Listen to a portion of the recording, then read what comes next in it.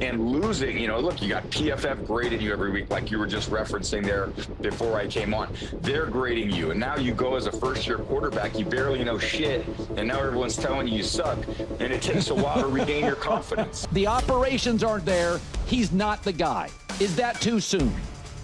Yeah, but I would argue this. You're assuming that everybody knows how to develop a quarterback. You're assuming that you're going into a program. I mean, I'm telling you, there's a lot of people who have no idea what they're doing when they're tasked with coaching a quarterback or calling an offense.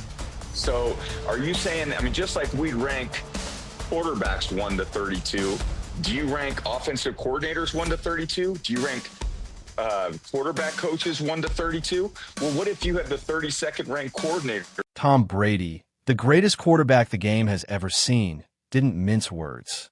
He took direct aim at the league and at the culture surrounding NFL coaching, a system he believes shields coaches from the very accountability that defines a player's career. Brady pointed out a glaring double standard. Quarterbacks like Shedeur Sanders are dissected endlessly. Every throw, every read, every decision is broken down by analysts, fans, and front offices alike. Their futures rise and fall on performance metrics, public opinion, and media scrutiny. But the coaches, the men tasked with guiding, developing, and elevating those very players, remain curiously untouchable. According to Brady, many of these coaches haven't truly invested in their quarterbacks. They haven't provided equal opportunities, haven't taught the game at the depth required, and in some cases haven't even demonstrated the expertise necessary to coach the position at the highest level. And yet, they keep their jobs. They keep their reputations. They remain insulated, even as players shoulder the weight of blame. Brady sharpened his criticism further when addressing Shedeur Sanders directly. He cited the dismissive comparisons made by certain coaches who claim Sanders doesn't belong in the same conversation as Dillon or Flacco. His response was cutting. On what basis? Have these coaches truly given Sanders the chance to compete in training camp? Have they built a system around his strengths? Have they worked with him patiently to understand the playbook and execute it under pressure? Brady's implication was clear. If the answer to those questions is no, and he believes it is, then those coaches have no business questioning Shedeur's talent or his future. To Brady, the problem isn't Sanders. It's the people entrusted to lead him. And until that changes, the league risks wasting not just a promising quarterback, but an entire generation of talent hidden behind institutional complacency.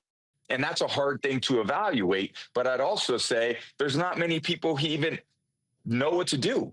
It's not like they're CEOs of businesses. A lot of times they're football coaches, with all due respect. They're not running large corporations. Right. As Bill Parcells said, they're PE coaches a lot of times that get elevated to, coaching positions. And Brady's criticism strikes at the heart of something bigger, an inconsistency that has plagued Shedeur Sanders from the very start. One coach speaks vaguely of developing him, while another dodges questions altogether, giving no real plan, no real vision for how Sanders is supposed to grow. The result is chaos, a fractured system where no one is truly accountable, and the quarterback himself is left stranded without direction. How can Sanders prove himself when he's never given the reps to do so? How can he silence the critics when the very people tasked with guiding him won't put him in position to succeed? It's not just unfair, it borders on sabotage. And this isn't the first time the pattern has been exposed. Analysts like Stephen A. Smith and Lewis Riddick sounded the alarm long ago, warning that this coaching staff simply wasn't willing to give Sanders the chances he deserved. When Sanders was set to start his first preseason game, Stephen A. didn't mince words. He said it plainly. Sanders was being framed for failure. The facts back him up. Up to that moment, Shedeur hadn't taken a single first-team rep. He hadn't thrown with the starters, hadn't built chemistry, hadn't been given a fair shot to prepare. And suddenly, without warning, he was thrust into the spotlight, asked to deliver in conditions designed to break him. Stephen A. didn't see it as an accident. He saw it as a setup, a situation where success was nearly impossible and failure was inevitable. Something wasn't adding up, and he was calling out for exactly what it was. But I'm going to answer this question by saying Shedeur Sanders. And I'm going to tell you why. I think he's being set up to fail. That's right, I'm going to say it. Okay. Here we are on national television, right? There's been 11 practices, if I remember correctly. He's been he's been playing against the third unit. He's fourth on the depth chart. And then suddenly you throw him into the start lineup, and he hasn't had any reps with the first team at all. Lewis Riddick, a voice respected for both his playing experience and front office acumen, didn't shy away from cutting to the core of the issue. He acknowledged that, yes, Shedeur Sanders would eventually get his chance. But in the same breath, he pointed to the glaring reality. The reps simply weren't there. The foundation every quarterback needs, time on the field with his teammates, time to develop rhythm, timing, and trust, have been stripped away. Riddick stressed the harsh truth. When a young quarterback like Sanders is finally given a shot, it's not enough just to play well. He has to play exceptionally well, almost flawlessly, because the margin for error is razor thin. Without proper preparation, without real opportunities to gel with the first team, every snap becomes a high-wire act. The pressure doesn't just mount, it suffocates. And that's where the contrast became impossible to ignore. Other players, drafted with higher profiles, were nurtured differently. They were afforded patience, given reps, and surrounded by organizational support. Sanders, meanwhile, was left scrambling for scraps of opportunity. Riddick's frustration was palpable. He pointed out that for a late-round pick like Sanders, survival in the league often hinges on having an advocate, someone within the building fighting for him. But in Shedeur's case, that advocate seemed non-existent. In fact, Riddick raised an unsettling question. Who even wanted Sanders in the first place? Was his signing the vision of a coach, a scout, or someone higher up? No one seemed to know. That lack of clarity, that absence of ownership, left Sanders in a perilous position. A quarterback without a champion, thrust into a battle he was never truly armed to fight. And here's the other thing, number two. You have to have people who advocate for you when you are a lower round draft pick. We don't know who's advocating for him within the organization because we don't know who stood up for him and who really wanted to draft him. So I can tell you this right now. And then came the moment that pulled the curtain back even further.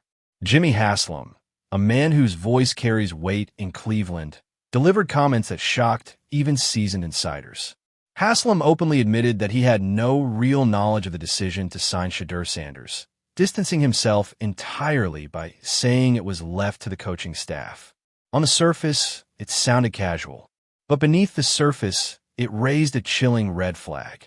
If the owner himself had no stake in the move, then who within the organization was ever going to fight for Sanders? Who was going to demand his development, protect his opportunities, and ensure his growth? The answer was becoming painfully clear. No one. The same coaching staff, already reluctant to put faith in Sanders, now appeared to be the only ones responsible for his future. And instead of building him up, their actions seemed geared toward phasing him out.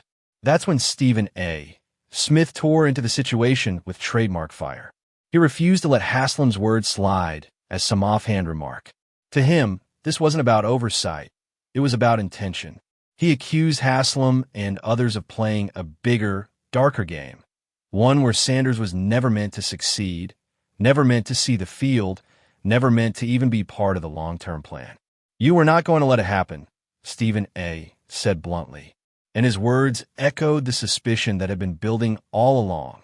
Shedeur Sanders wasn't being mishandled by accident. He was being boxed out deliberately. This wasn't about X's and O's anymore. It wasn't about football potential or draft status.